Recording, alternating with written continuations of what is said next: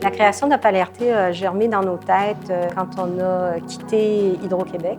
On s'était dit qu'on travaillait super bien ensemble. On a tous les deux l'âme d'entrepreneur, alors on s'est dit pourquoi on n'essaye pas par nous-mêmes. On va se sentir qu'on a les coups des franges, qu'on peut faire tout ce qu'on veut. C'est ce qu'on pense au début. Au départ, Opal, c'était RT Lab. C'est le logiciel temps réel, basé sur justement des ordinateurs standards qu'on mettait en parallèle. Le marché n'était pas toujours prêt. C'était difficile de trouver des contrats. On était trop petits, on était québécois, on était francophones, on n'était pas connus. Il y a eu vraiment un gros effort d'avoir une grosse notoriété forte avant que ça fonctionne. Parce que nous, on avait une solution, mais on n'avait pas le problème encore. Donc, je cherchais des gens qui avaient un problème. Je suis tombée sur l'Agence spatiale canadienne qui cherchait à utiliser le bras canadien et de montrer surtout aux astronautes comment fonctionne le bras.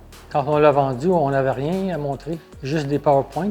Donc, il a fallu l'imagination, et embaucher bien des jeunes, des consultants, puis on a livré environ 6 mois.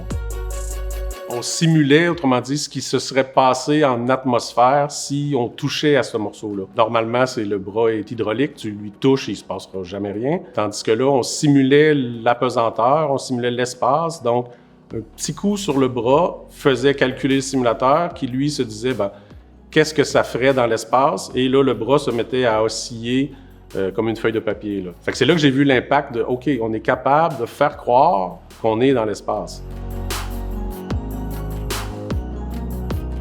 On s'est aperçu que l'aérospatial, c'est très lent. Donc, on s'est tourné vers l'automobile. Le gros succès, ça a été Toyota, Mitsubishi. Ils n'ont pas peur comme entreprise à aller voir des petites entreprises. Donc, je pense que c'est eux autres qui nous ont découverts parce qu'ils ont des antennes un peu partout. Au niveau du marché, qu'est-ce qui s'est passé? C'est que vous savez tous que depuis 10 ans, 15 ans, 20 ans, on cherche à avoir de l'énergie renouvelable, qui ne vient pas des fossiles, qui ne vient pas du charbon ou autre. Vers 2014, on avait la maturité de nos produits pour vraiment aider ces ingénieurs-là à travers le monde à intégrer davantage dans leur réseau électrique de l'énergie renouvelable, des éoliennes, des panneaux solaires. Il faut s'assurer que le réseau soit capable d'accepter ces nouveaux éléments-là. C'est aussi complexe que si je rajoutais un troisième bras à mon corps. Les simulateurs HIL étaient une solution vraiment excellente pour s'assurer de la résilience puis s'assurer que le réseau fonctionne bien avec ces nouveaux intrants-là.